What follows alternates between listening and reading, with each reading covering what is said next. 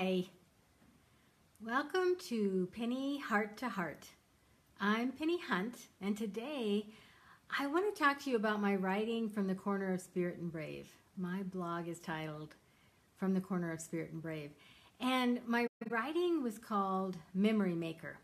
And I wanted to share with you a little more information and insight about why I wrote that and what it's about. Memory Maker, I wrote about my grandmother Betty, Grandma Betty. Grandma Betty, was an idol to me. I loved her. She didn't live close, so I didn't get to see her often. In fact, I was raised in the Air Force, so we moved around a bit. And my grandmother was in Illinois, and I was various places, South Dakota, Oklahoma, California, depending on where my dad was stationed.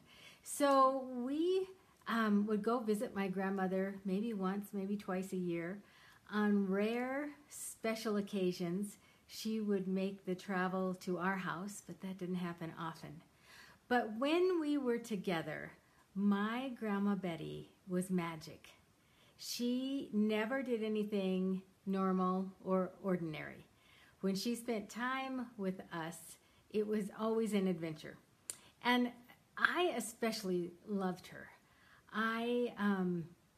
She taught me how to decorate cakes. She taught me how to paint.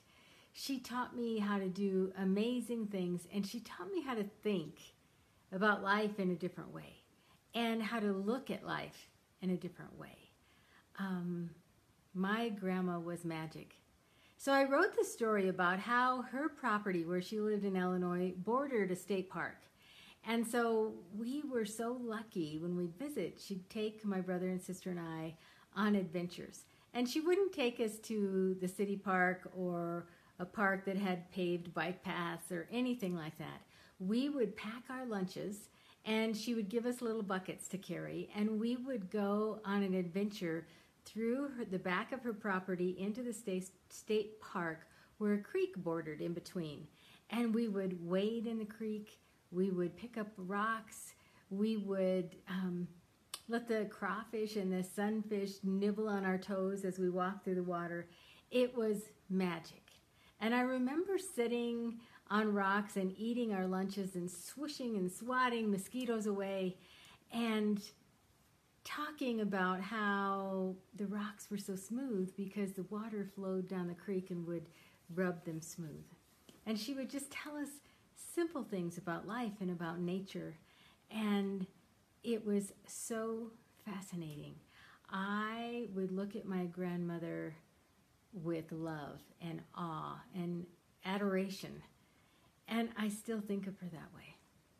My Grandma Betty has been gone for many years now, and I miss her so. Interesting that she wasn't someone that I saw every day. She was someone that I saw a couple times a year, and she made such an impact on my life, on me, and in my heart. And it's because she was a memory maker.